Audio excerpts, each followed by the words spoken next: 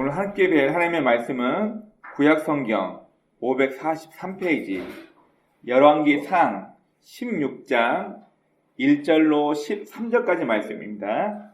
저부터 한 절씩 교독하여 읽겠습니다. 1절입니다. 여호와의 말씀이 하나니의 아들 예후에게 임하여 바하사를 꾸짖어 이르시되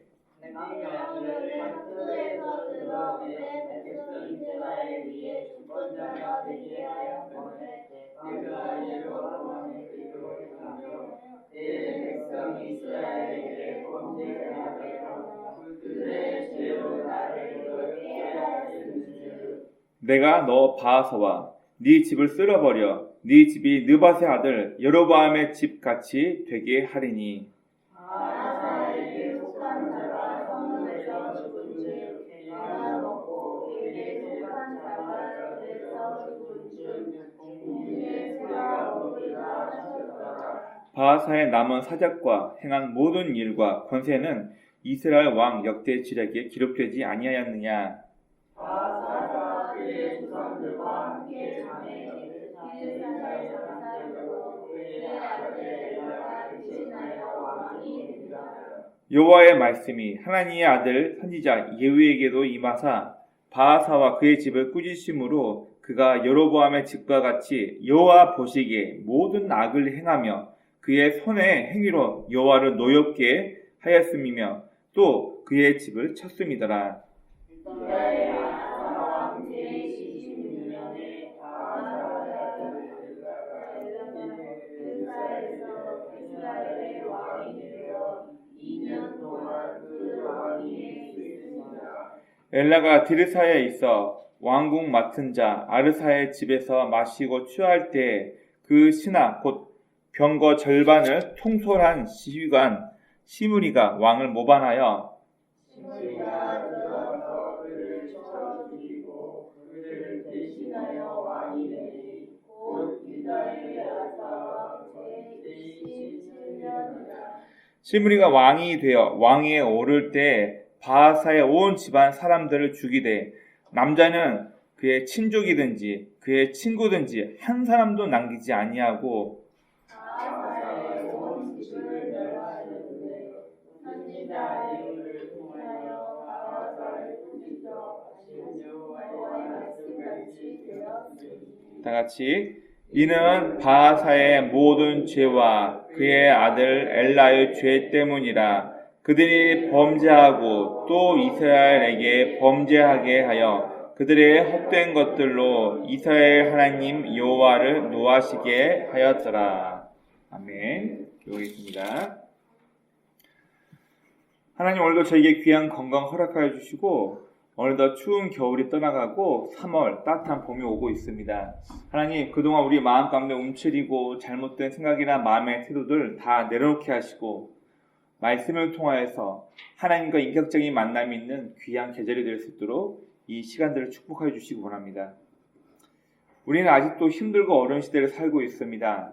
경제적으로 늘 어려워지고 힘들어지고 또 우리의 생각과 마음은 늘 누군가를 비교하고 의식하며 남들처럼 우리는 흔히 나도 저 사람처럼 되었으면, 나도 저런 직장에, 나도 저 사람처럼 저런 명예와 하나님 언젠가 없어질 인간적인 것들을 바라보며 우리 인생을 허비하고 있지는 않습니까?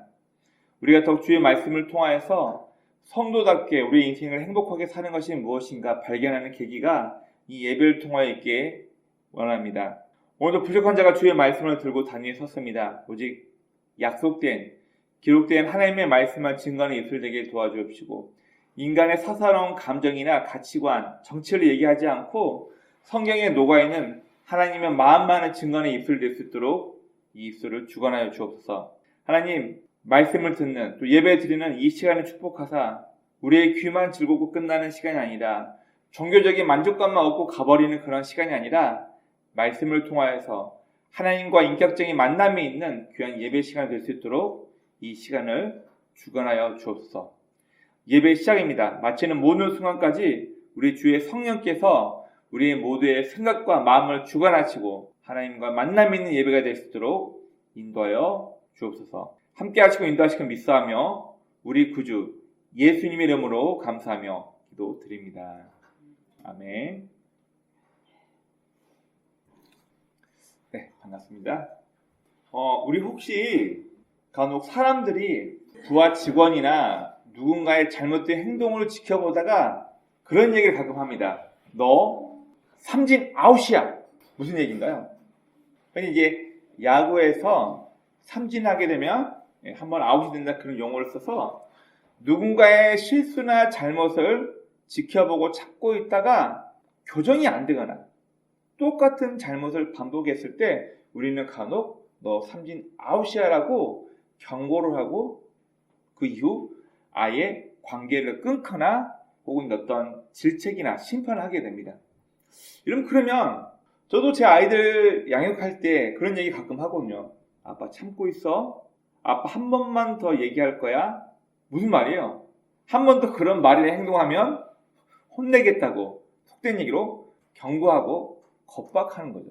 자, 그러면 우리는 저도 제 자녀에게, 제 지인들이나 제 밑에 부하 직원에게 우리는 누군가에게 경고를 하게 됩니다. 혹은 내가 어떤 일이 있어 실수할 때 누군가로부터 경고를 받습니다. 한 번은 저도 마찬가지로 TV 보면서 혹은 소파에 누워서 핸드폰 보다가 제 아내도 애들 좀 깨워 밥 좀 먹여줘. 계속 그러고 있으면 경고가 1차, 2차 들어오다가 빵 터지겠죠. 자, 그러면 경고의 목적은 뭘까요? 경고를 하는 목적. 무조건 쳐내기 위해서일까요? 여러분, 경고에 담겨있는 가장 큰 의미는 지금 너의 생각이나 태도가 잘못되었어. 좋지 않아. 위험해라는 것을 알려주기 위해서 우리는 우리 주변, 우리 관계된 사람들에게 경고를 하고 또 나도 경고를 받기도 합니다. 그럼 축구에서는 마찬가지죠. 너무 심하게 태클을 걸거나 팔로 잡거나 심하게 상대방을 저지하게 되면 심판이 뭘 줘요? 옐로 카드, 경고! 또 옐로 카드 받으면 어떻게 되는 거예요? 퇴장됩니다. 너 한번 이러면 나쁜 행동이야, 위험해, 경고했음에도 불구하고 똑같이 행동을 하게 되면 그 다음에는 축구에서는 퇴장, 우리 인간관계에서는 관계가 이제 근절되겠죠. 끊어지겠죠. 자, 또 다른 경고의 목적은 조언을 통해 올바른 태도, 너 그거 잘못되었어, 그렇게 하면 위험해, 그렇게 하면 너에게 좋지 않아, 알려주고 올바른 태도나 행동이나 마음의 가치관을 가질 수 있게끔 그의 마음을 돌려주게 하려는 그런 역할을 합니다. 결국 경고란 것은 아직 기회가 있다. 아직 기회가 있을 때 너의 잘못을 되도록 빠른 시일 안에 네 잘못을 잡아라. 그런 의미로 경고는 우리가 일상생활에서 주고 받기도 합니다. 그러면 오늘 본문의 말씀은 계속해서 쿠데타가 일어나는 북이스라엘 왕에 대해서 이야기를 하고 있습니다. 우리 지난주에 잠깐 나누었지만 남쪽 유다는 하나님께서 다윗과 약속한 것이 있어서 다윗의 후손을 통해서 왕위가 계속해서 유다 지파의 다윗이 계속 그의 후손들이 왕위가 계속 이어집니다. 그러나 북이스라엘이 좀 다르다고 했죠. 북이스라엘은 다윗의 후손이 솔로몬이나 그의 아들이 실수하고 잘못할 때 사람을 통해서 그를 징계하고 책망해서 다시 하나님께로 돌아오게 만들려고 북이스라엘을 쪼개가지고 그에게 왕의 명예와 권력을 다 주어줬어요.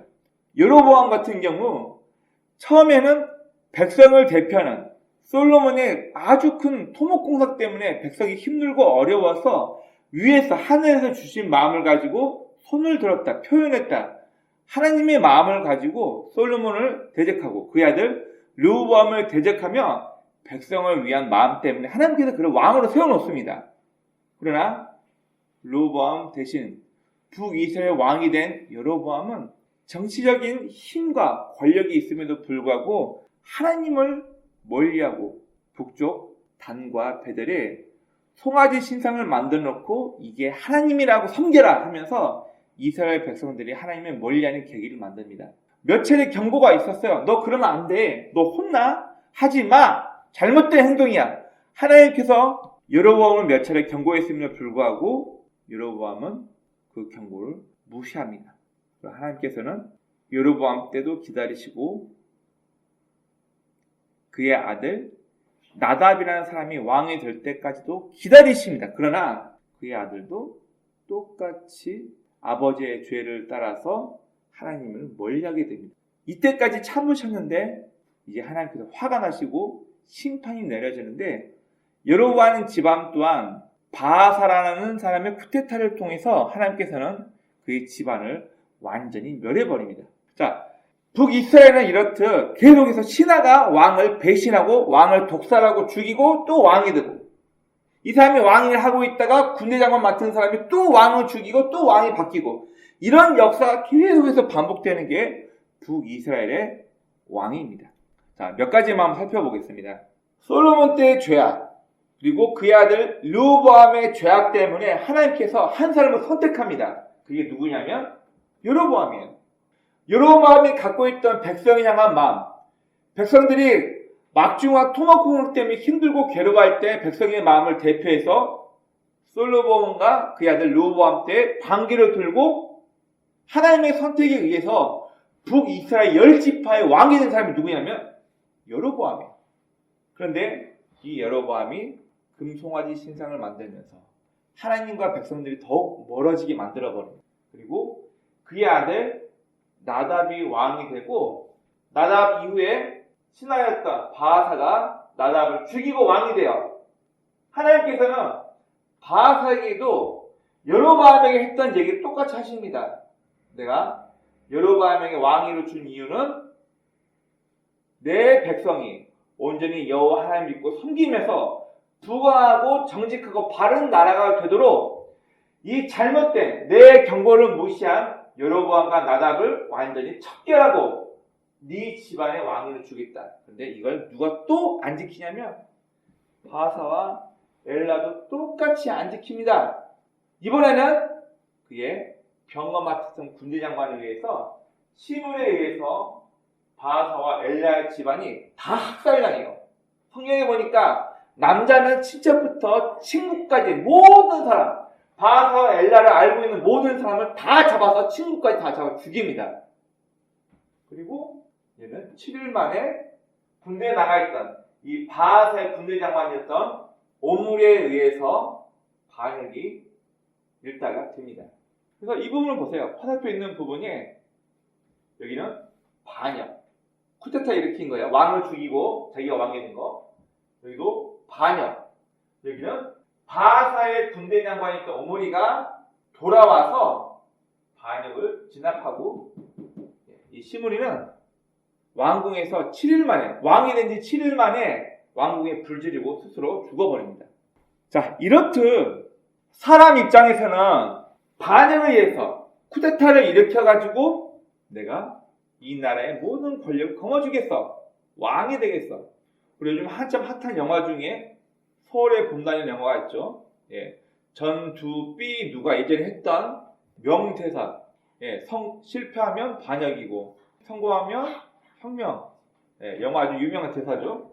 사람 입장에서는 쿠데타를 일으킬 기회가 되는 거고 동기가 되는 거예요. 여러분 그렇죠. 하나님 입장에서는 잘못을 경고하고 인내하고 기다리시면서 참는 시간이 되는 거예요. 이 하나님의 인내와 기다림의 끝이 다다랐을 때 비로소 사람의 입장에서는 쿠데타를 일으켜서 왕을 죽이고 자기가 왕이 되는 거고 하나님 입장에서는 기다리고 기다리는데 얘네 집안이 돌아올 생각을 안 해요. 쿠데타를 이겨서 얘가 왕이 됐어. 또 하나님을 기다리시는데 얘네가 하나님께서 돌아올 생각을 안 해요. 또 반역을 통해서 왕위가 바뀌게 됩니다. 이게 북이스라엘 왕위가 계속 죽이고 모반을 통해서 반역을 통해서 쿠데타를 통해서 계속해서 왕위가 교체된다는 것을 성경은 이야기해 줍니다. 여러분 하나님께서는 분명 이스라엘 백성이 하나님을 잘 믿고 섬겨서 모든 나라를 대신할 수 있는 제사장 입장. 제사장을 하면은 하나님을 등질 때에는 이스라엘 백성의 모든 죄악과 모든 것을 하나님 앞에 올리는 백성을 대표하는 사람이 되고 하나님의 힘을 입어서 백성 앞에 설 때는 백성의 잘못을 이야기하며 하나님의 방법대로 살아라고 얘기할 수 있는 사람 바로 하나님과 사람을 이을 수 있는 대표자 되는 제사장 나라로 이스라엘 백성을 불렀습니다. 자, 그러나 이스라엘 백성들이 가나안 땅에 정착하고 나서도 자기 눈이 원하는 대로, 내 생각대로 변질합니다. 자, 그 이후 사사기로 들어오죠. 대표자, 사사기란 말은 저질먼트, 심판관이라고 가끔 오역을 하는데 심판관이 절대 아니에요. 사사기란 말의 원뜻, 헬라어 원뜻은 해결사라는 뜻이에요. 일부 하나님께서 선택하신 해결사를 통해서 이스라엘 민족의 나라를 이끌다가 이제는 백성들이 욕심 때문에 왕을 원하게 되어서 왕이 어떠하냐에 따라서 나라의 흥망성쇠가 결정되는 그런 상태에 이르게 됩니다. 우리 성경을 보면 이런 하나님의 경고를 무시한 몇 명의 왕이 나옵니다. 우리 몇 명만 한번 살펴보도록 하겠습니다. 자, 먼저 1절부터, 오늘 본문 1절부터 5절 말씀을 보면 예후라는 선지자에게 하나님께서 굉장히 분노하고 화가 나셔서 경고하고 참고 기다렸지만 그의 타락이 멈출 줄 몰라서 예후라는 선지자에게 내가 이제 이 바하사의 집안을 완전히 쓸어버리겠다 경고를 하십니다. 그리고 6절부터 13절 말씀을 보면 이제 바하사 집안에 엄청난 심판, 비극이 일어납니다. 아까 말씀드렸던 것처럼 오늘 본문 16장 11절, 10절, 11절 보면 바하사 집안의 병거를 맡았던, 통솔하던 한 지휘관이 바하사에 속한 남자, 친척 남자, 바하사 집안에 알고 있는 친구 남자, 모든 남자를 싹 다 잡아 학살해 죽였다고 성경이 얘기하고 있어요. 결국 이 비극은 하나님께서 오래 참고 기다리셨음에도 불구하고 그가 변질된 상태에서 하나님께로 돌아오지 않게 되자 하나님 입장에서는 경고가 무시되고 시간이 흘러서 누군가가 그의 마음을 붙잡고 사람 입장에서는 쿠데타, 반역을 일으킨 계기가 되는 거죠.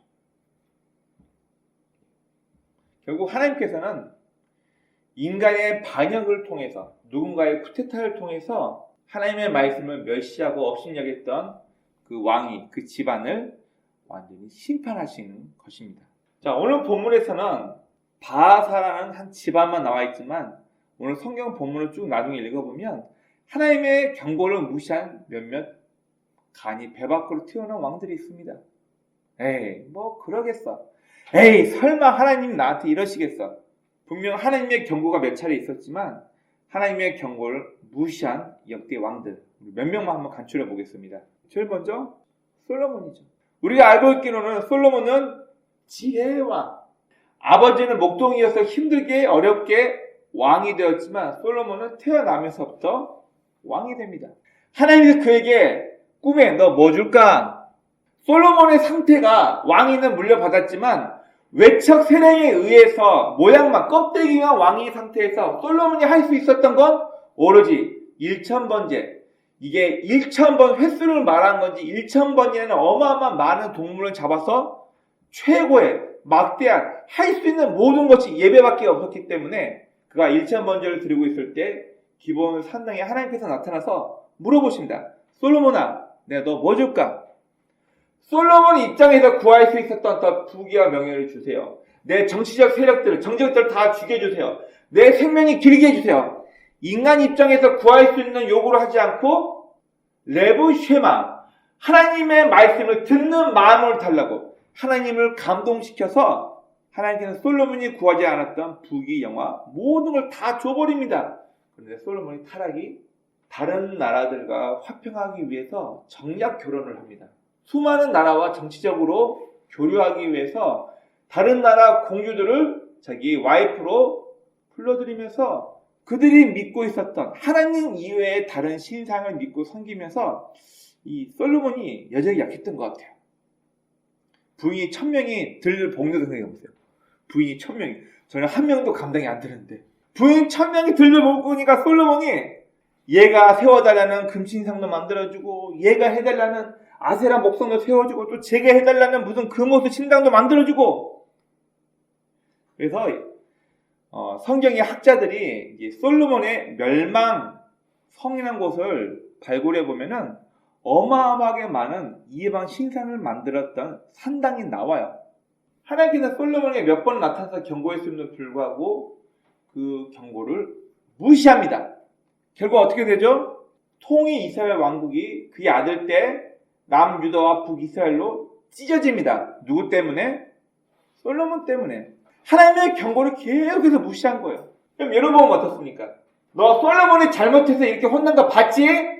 너 솔로몬이 잘못해서 혼난 거 봤지? 저도 가끔 이런 얘기 합니다. 너 오빠 잘못해서 혼난 거 봤어 안 봤어? 너 동생 혼나서 저러고 있는 거 봤지? 조심해. 경고를 하죠. 자, 하나님도 여로보암이라는 사람을 북이스라엘 왕으로 세우시면서 경고를 하십니다. 뭐냐고요? 예, 솔로몬 봐라. 솔로몬의 타락 때문에 내가 너를 왕으로 세웠다. 너 하나님의 말씀대로 하나님의 율법대로 나라를 잘 다스리면 내가 다윗에게 한 약속을 네 후손을 통해서 왕이 계속 나올 거다. 이 약속까지 똑같이 하셨어요. 근데 그거 누가 무시해요? 여로보암이 똑같이 솔로몬이 타락을 보면서도 본인도 하나님의 경고를 무시합니다. 여로보암도 계속해서 하나님의 경고가 있었지만 이 말씀을 무시하니까 결국 바사라는 사람을 세워서 여로보암의 집이 거름터가 될 때까지 이 집안을 다 소충해버립니다. 그런데 오늘 본문에서 바사 어떻게 해요? 바사나 그 아들 엘라나 똑같이 여로보암의 죄를 떠나지 않고 백성들이 타락하고 하나님을 멀어지게끔 정치를 잘못하고 종교적으로 타락해버리니까 시물이라는 병거를 맡은 장군 지휘관을 통해서 바사 집안의 모든 남자들, 심지어 알고 있는 친구들까지 모두 다 학살되는 사건이 일어나게 됩니다. 그러면 첫 번째는 경고란 하나님께서 잘못됐다는 것을, 위험하다는 것을 알려주고 하나님 입장에서는 참는 거예요. 삼진 아웃 될 때까지 참고 계시는 거예요. 꼭 세 번이라는 얘기가 아니에요. 오래 참고 제가 혹여나 돌아올까, 제가 혹여나 깨닫고 잘못을 버릴까. 하나님 입장에서 계속 인내하고 참는 시간들인 거예요. 여러분, 사람 입장에서는 기회라는 거예요. 하나님의 경고가 주어지고 하나님께서 참는 동안은 자신의 잘못된 생각과 가치관을 바꿀 수 있는 귀중한 시간들입니다. 근데 경고했음에도 불구하고 하나님의 경고가 무시가 된 이후 무서운 심판이 기다리고 있는 것입니다. 그러면 자, 앞에 있는 저도 부모님한테 혼나는데 자라왔고 저도 제 아이를 길러보니까 몇 번씩 경고했음에도 불구하고 이 아이들이 저나 제 아내의 말을 무시하는 경우를 몇 번 봐요. 그래서 애를 키워봐야 내 부모의 마음을 이해한다는 말이 맞는 것 같아요. 자, 그러면 여러분, 우리 인간들에게는 죄를 짓는 특성이 있어요. 잘못이라는 걸 알면서도 고의적으로 죄를 쳐요. 왜 그럴까요? 자, 성경에서 몇 가지, 한 3가지 정도 제가 추려봤는데 인간이 고의적으로 죄를 짓는 인간의 잘못된 성품에 대해서 함께 보겠습니다. 먼저 첫 번째, 즉각적이지 않는 심판 때문에 그래요. 이게 전도서 8장 11절 말씀을 보면 악한 일에 대하여 징벌이 속히 집행되지 않으므로 사람의 아들들이 죄로 달려가기에 속하더라, 빠르더라. 그렇게 성경이 이야기하고 있어요. 사람들이 못된 죄악을 짓고 잘못된 마음을 품고 누군가를 속이고 이럴 때 바로 즉각적으로 심판이 임해버리면 사람이 죄를 안 지을 텐데 전도서 8장 11절 말씀에서는 죄에 대한 심판이 바로바로 즉각적으로 일어나지 않으니까 사람들이 죄를 짓기에 마음이 담대해졌다 얘기를 하는 거예요. 첫 번째로는 즉각적이지 않은 심판 때문에. 두 번째, 왜 인간의 마음이 죄에 더 솔깃하고 죄에 빠지는가? 죄악이 드는 즐거움에 내가 이 죄를 지으면 내가 가질 수 있는 이게 잠식된다. 물에 젖어버린다. 무슨 말이에요? 너 이거 하면 안 돼. 잘못된 거야. 하지 마 했음에도 엄마 아빠가 안 보고 있으면, 엄마 아빠가 모를 것 같으면 그거 하고 있으면 재밌거든. 그거 하면 너무 짜릿하거든. 무슨 얘기예요? 옳고 그르고 이미 모든 것이 판단되었지만 그 나쁜 짓을 행했을 때 죄라는 걸 알면서 도덕적으로 남들에게 손가락질 당하고 비난당하는 걸 알면서도 그 순간 너무 쾌락이 있거든. 너무 즐겁거든. 그리고 그 죄만 한 번 지면 나에게 많은 이익이 오니까.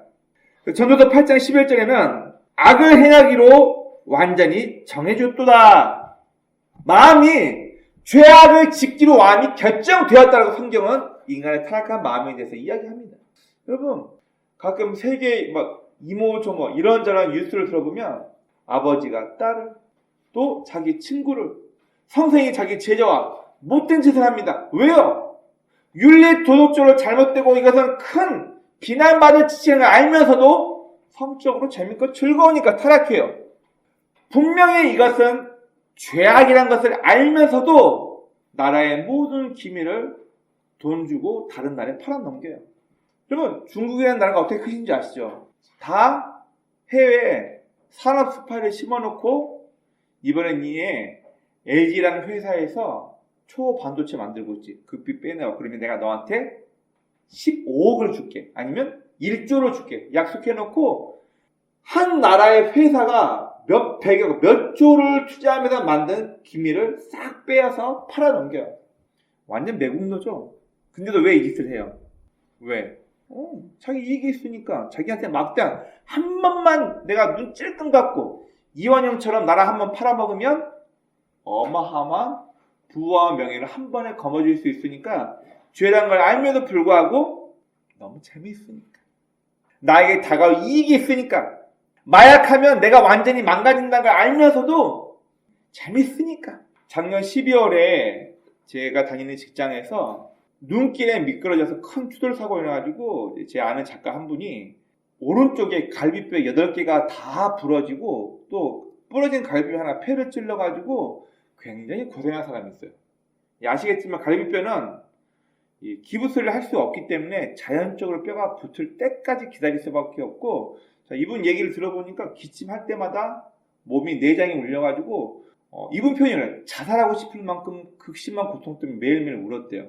그러니까 어쩔 수 없이 마약이 들어가 있는 몰핀 진통제를 맞았는데 이분 말이 그래요. 한번 맞아보니까 죽고 싶을 만큼 그렇게 힘들고 고통스러운데 이 몰핀 진통제 맞으면 3분에서 5분 사이에 하나도 안 아파가지고 멀쩡해진대요. 그러다가 약 기운이 떨어지면 점점 이게 칼로 이렇게 가슴을 도려내는 그런 고통이 있대요. 또 막 아프고 괴로우니까 또 몰핀 진통제를 맞고 맞다 보니까 내성이 생겨가지고 용량을 조금씩 점점점 늘려가야 된다는 거예요. 원래 마약이라는 것은 암 환자나 극심한 고통에 벗어날 길이 없는 이 고통을 잠재우기 위해서 해결책이 아니라 임시방편으로 고통을 덜어주기 위해서 만든 게 마약성 진통제인데 법적으로 잘못되고 문제가 있다는 것을 점점 자기 뇌가 죽어가고 있다는 걸 알면서도 남들 몰래 마약을 합니다.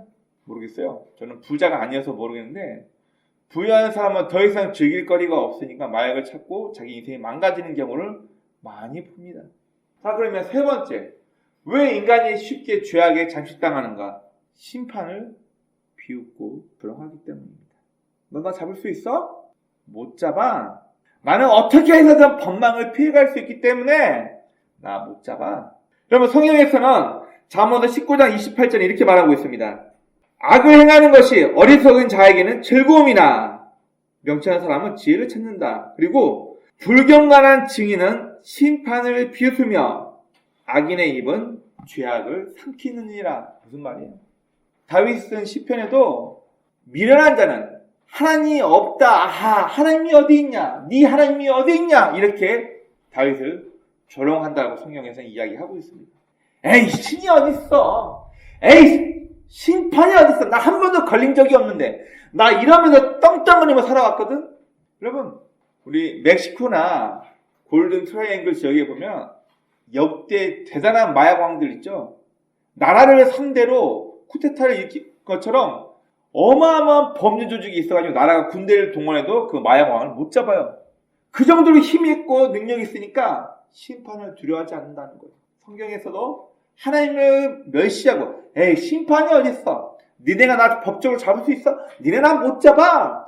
여러분, 즉각적이지 않는 심판, 죄악이 주는 즐거움과 이점 때문에, 그리고 심판을 비웃는 걸리지 않는다는 잘못된 타락한 마음 때문에 우리 인간은 죄를 짓기에 아주 민첩하게 죄를 짓게 됩니다.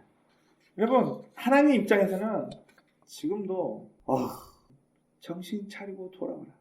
가끔 우리 어르신들이 그런 얘기를 해요. 아주 망나니 같은 아들내미 보면서 그래도 저놈 새끼는 내 아픈 손가락이라고. 좀 사람 노릇하면서 살았으면 좋겠는데 교도소 가기를 밥 먹듯이 하고, 또 나왔나 싶으면 또 폭행해서 들어가고, 또 나왔나 싶으면 또 절도해가지고 또 들어가고, 언제쯤 사람 될까 하고 부모 입장에서는 계속 기다리는 거야. 저런 잘못된 놈, 저 못된 아들내미, 누군가 쟤 좀 잡아줬으면 부모가 더 이상 손을 못 대니까.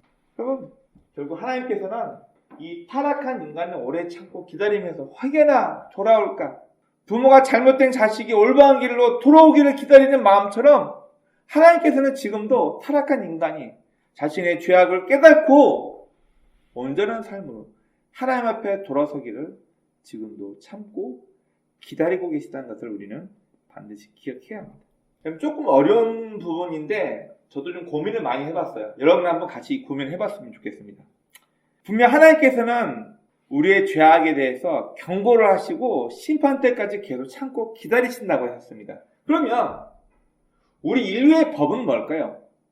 과거 5,000년 전부터 이집트 법이나 함무라비 법이나 수메르 벽화에 나와 있는 인간의 법에 대해서 눈깔 뽑으면 니도 눈깔 뽑아라. 제가 차면 니도 차라. 보복이에요? 여러분, 법이라는 것은 철저하게 약자를 보호하기 위한 것입니다. 특별히 성경에 나와 있는 율법은 고아나 과부, 철저하게 권력으로서 밀려난 약자를 보호하기 위한 법이 바로 이스라엘 율법입니다. 그래서 주의 날개 그늘 아래, 주의 날개, 카나프라는 이 원어를 쓰고 있는데, 이 카나프라는 말이 뭐냐면 바로 약자 보호법을 카나프라고 불러요. 농사 지을 때 모퉁이 땅을 남겨놔라. 6년 동안 땅 일하고 7년째는 일하지 말고 그 땅에서 나는 걸 고아나 과부나 외국인들이 지게끔 냅둬라. 3년에 한 번 11조를 모아가지고 고아 과부 도와라. 이게 하나님의 법이거든요. 이걸 카나프라고 불러요. 약자 보호법. 성경에서 말하는 법이란 결국 약한 자를 보호하는 건데, 가끔 우리는 우리나라 법만 봤을 때 참 한심할 때가 있어요. 왜 저런 것들을 그냥 사회와 영원히 격리시키면 안 돼? 우리나라가 사형제도 있어야 돼. 여러분, 저도 속이 뒤집어질 때가 한두 번이 아니에요. 한 4년 전에 일가족을 살해한 고등학생들이 형을 다 집행을 마치고 나왔어요. 좀 가끔 이제 이런 뉴스를 보면 막 치가 떨리는데, 집에 있는 와이프하고 1살 된 자기 딸을 고등학생 3명이 들어가지고 욕조에 물 받아놓고 다 익사시켜서 죽였어요. 심장이 막 벌렁벌렁 뛰어요. 그냥 그런 애들을 용서했어요. 어떻게? 법으로. 4년인가 5년 전에 그 아이들 다 출소해서 지금 사회에 돌아다니고 있어요. 조조순? 한번 생각해 봅시다. 우리 좀 어려운 부분인데, 얼마 전에도 또 음주운전 해가지고 사람을 쳐 죽였습니다. 운전 중에는 먹지 말라고 하는 환각이 드러나는 약을 먹고 새벽에 나온 교회 집사님, 권사님 3분을 차 한 대가 쳐가지고 다 죽었어요. 여러분, 술 마시고 운전하면 어떤 나라는 사형이에요. 근데 우리나라는 음주 운전하는 사람에게 대해서 너무 관대해요. 일단 벌금도 얼마 안 되고, 혈중 알코올 농도 0.1만 돼도 면허증 박탈이죠. 그러면 영구적으로 박탈해서 이 사람은 음주운전이 1차, 2차, 3차 초범이 아니다. 그러면 아예 면허증을 박탈해가지고 다시는 운전대를 못 잡게 하는데, 우리나라 법이 안 그래요. 또 딸 수 있다 그 얘기예요. 이상하지 않나요? 또 하나 볼까요? 만 14세 이하의 아이들이 저지르는 범죄는 촉법이라고 해서 그 죄를 묻지 못합니다. 14세 이하의 아이들. 여러분, 제가 굉장히 무서운 얘기를, 민식이법, 아이들 보호하는 학교 근처에서 사고가 났을 때 민식이법이라는 걸 적용해가지고 더 크게 부과해서 이제 그 운전자에게 책임을 묻는 법이 발행되는데, 초등학교 5학년, 6학년들이 하는 얘기를 제가 듣고 깜짝 놀랐어요. 일부러 골목에 차가 나타나면 어깨나 팔을 부딪혀가지고 보상받자. 이 얘기를 초등학교 5학년, 6학년 애들이 그 얘기를 하고 다닌다니까요. 여러분, 촉법이 뭔가요? 아직 인성이 아직 성품이 온전하지 못한 아이들에게 무거운 법을 가지고 처벌하기는 위험하니까 우리 촉법 14세 미만의 아이들은 모든 심판에서 예외시키자. 여러분 이런 애들이 사람 죽인다니까요. 여러분 조심하세요. 얼굴은 착해 보이는데 골목길 조심하게 가고 있는데 이 촉법 소년 애들이 민식이법 이용하기 위해서 가다가 백미래 일부러 팔을 탁 긁히거나 발 밟힌 척하거나 이런 애들이 굉장히 많습니다. 의외로 많아요. 이게 어떻게 해야 돼요? 우리나라에도 정말 나쁜 법 중에 하나는 뭐냐면 여러분 들어보셔도 알겠지만 기습 공탁. 상대방이 합의를 잘 안 해주려고 하면은 나는 합의하려고 노력했다는 것을 법정에다가 어느 일정 금액을 주고 잠적해요. 그리고 이 기습 공탁이 왜 나쁘냐면은 우편으로 한 3일에서 일주일 만에 이제 피해자에게 공탁금이 걸렸으니까 억지로라도 합의하세요라고 오면은 바로 심판이 법원에서 판결이 이래가지고 판사는 그래도 가해자는 공탁금 얼마를 걸었기 때문에 합의의 용의가 있었는데 피해를 받은 당사자는 계속 합의를 안 하고 있으니까 이 사람의 혐의는 무효 처리해버립니다. 이게 우리나라 법이에요. 교묘하게 아주 잘 이용합니다. 여러분 저도 몰랐는데 한불리라는 프로그램 보니까 기습 공탁을 가르치는 변호사들이 있고 제가 죄송한데요. 다 나와 있더라고요. 보니까 뺑소니 사고 저질렀습니다. 음주운전으로 사람을 쳤습니다. 씻을 수 없는 우리나라 10대 중과실이라는 게 있어요. 이 범죄를 저질렀을 때 기습 공탁을 통해서 무혐의 처리되고 집행유예되는 가석방되는 방법을 변호사들이 다 인터넷에 공유하고 이거 다 홈페이지에 올려놨어요. 제가 그걸 보고 깜짝 놀랐어요. 우리나라 법은 돈만 있고 정보력만 있으면 피해자를 위한 법이 아니고 가해자가 빠져나갈 수 있는 구멍을 얼마든지 내두는 나라네. 처음에는 엄청 고민하고 괴로워하고 이게 나라냐. 여러분 범죄자에게 가석방, 우리 보석금이라 그러죠. 자신이 지은 죄에 대한 그 법원이 집행한 그만큼의 벌금을 우리 나라에다가 주는 게 아니에요. 내 범죄가 완전히 다 드러날 때까지 보증금만큼 국가에다가 나 가석방 조건으로 법원에다가 1억 낼게. 그리고 나오는 거예요. 집행유예는 뭐예요? 이 기간 동안 지켜보고 나서 똑같은 범죄가 없으면 너 용서해줄게. 이거예요. 우리나라는 사형제도가 없어요. 가까운 중국에는 이런 도저히 인간 말종이다 싶으면 이건 사형시켜버려요. 그리고 우리나라는 참 희한한 법이 있는 게 이게 좋은 건지 나쁜 건지 모르겠어요. 저 개인적인 사견입니다. 아주 못된 살인마 혹은 정치적인 법을 이용해가지고 나라에 큰 위험을 일으켰던 사람들 어떻게 빠져나간 줄 아세요? 당신은 30년형에 그러면 거의 죽을 때 대사 나와야 되는데 30년형 때리죠. 그리고 뒤에서는 어떻게 작업한 줄 아세요? 모범순의 15년 감행. 또 정치적으로 누구 큰 힘 있는 사람이 돈 주고 그래? 이 사람 이번에도 모범순의 15년에서 7년으로 가면 그 다음에 힘 있는 사람들 계속해서 돈 찔러주고 하니까 또 이번엔 모범순의 가면 30년을 받았는데 3년 살고 그냥 나와요. 이게 그래서 우리나라에 무전, 유죄는 돈이 있으면은 무죄가 되는 거고 돈이 없으면 무죄여도 유죄가 되는 세상이라고 그렇게 얘기를 하는 거예요. 여러분 그런데 왜 이게 필요하나요? 한번 고민해 봅시다. 만약 제 가족이 음주운전 사람한테 치여서 말할 수 없는 고통을 당했다면 용서 못할 것 같아요. 촉법소년법 때문에 내 아내가 당했는데도 불구하고 얘네들을 어떻게 못한다. 너무 화나죠. 아니 그 못된 인간 가석방 집행유예 이게 왜 필요해? 법률계 쪽에서 일하는 사람들이 이런 문제에 대해서 자기네들도 계속되는 퀘스천이 있다. 계속되는 해결되지 않는 그런 문제를 얘기하면서 법이란 게 범인을 놓아줄지언정 억울한 사람을 없애야 된다는 이 모토를 가지고 법에 접근하기 때문에 그런 사건이 일어난다고 합니다. 여러분 제가 왜 기다리시고 참는 하나님이라는 주제를 가지고 우리 한국 사회에 만연해 있는 잘못된 법에 대해서 화가 날 만한 이 법에 대해서 얘기하냐면은 여러분 만약 제가 어쩔 수 없이 상사의 권유로 혹은 회식 때문에 어쩔 수 없이 억지로 술 한 잔만 마시고 나가게 하고 얼른 나갔어요. 근데 음주운전 잡혔네? 근데 면허증이 만약 평생 박탈된다면 저의 의식주는 어떻게 해요? 결국 악한 법을 이용하는 의도된 이런 사람을 걸러내고 어쨌든 그 사람이 운전을 했다 할지라도 크게 혼내고 다시 그가 일상으로 돌아갈 수 있는 기회를 줘야 되지 않냐.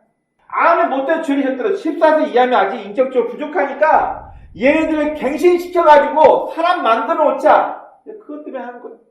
정치범이라 할지라도 혹시 억울하게 누명을 섰을 수도 있으니까 가석방 제도를 주고 집행유예 제도를 주고 나서 얘네가 지속적으로 똑같은 죄악을 범죄를 이루는 나쁜 놈인지 아닌지를 평가해서 얘를 놔주자.